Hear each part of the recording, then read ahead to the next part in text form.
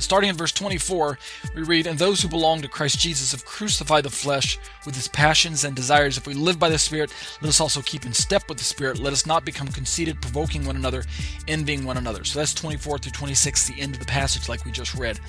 So here's what I have to say in my comments. Bringing his comments of chapter 5 to a close, Paul reiterates the true believer's position in Messiah. These are for saved people. We are actually dead to sin. That's our new status. And we're going to see this if we get to Romans chapter 7. We're dead to sin. We died in Messiah. If we belong to Messiah, then we identify with Messiah. And when Messiah died, then we died also. We died with him. Our body died. Our old nature died. We're dead to sin. We are dead to legalism. We're dead to any misuse of Torah. We're dead to any misunderstandings of Torah. This means we're dead to any perversions of Torah. We're dead to the old ideology, the old mindset that teaches that you have to work your way or earn your way to heaven. We're dead to trying to earn God's favor. For the Galatian Christian, it means that he doesn't need to undergo an unnecessary legal status change from Gentile to Jew, as if that will somehow improve his existing right standing with God and Messiah. So we're dead to that old nationalistic way of viewing the Torah as a document that was for Jews only, a document that can only be walked out by a member of Israel, a document that is reserved for an ethnic Jew, something like that, right? We're dead to that theology. We're dead to that ideology. We're dead to that limited, restricted use of the Torah.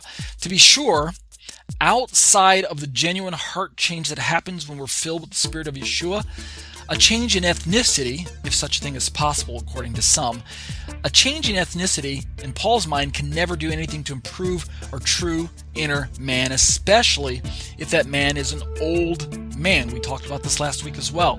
If you have not been set free by Messiah, if you've not been saved yet, if you've not been born again, to use the language of Yeshua, then you are still dead in your trespasses and sin. You still got the old nature that you inherited from Adam controlling you, and therefore your status is still dead, as it were.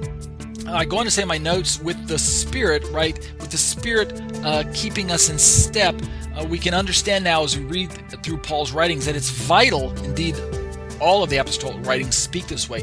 It's vital that we understand the teachings on what we call old man versus new man.